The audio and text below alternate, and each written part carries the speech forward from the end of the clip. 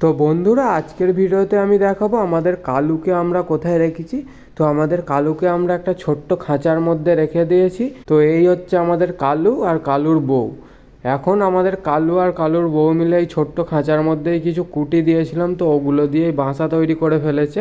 তো কালুর বউ মনে হচ্ছে এবারে ডিম দিতে পারে, কারণ অনেক দিনই হয়ে গেল বাসা করেছে, 10-12 দিন হয়ে গেল।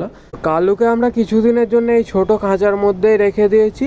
তো কালু আর কালুর বউয়ের জন্য একটা বড় আমি খাঁচা বানাচ্ছি, সেটা এই ভিডিওর লাস্টে আমি দেখাবো আমি কি ধরনের খাঁচা বানাচ্ছি।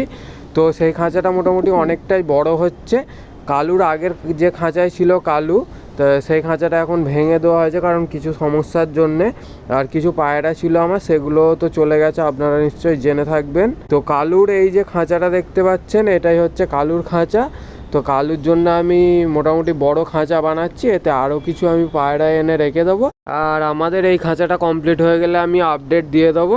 আর ভিডিওটি ভালো লেগে থাকলে একটি লাইক করে দেবেন, আর চ্যানেলে নতুন হয়ে থাকলে চ্যানেলটিকে অবশ্যই সাবস্ক্রাইব করে দেবেন। ধন্যবাদ।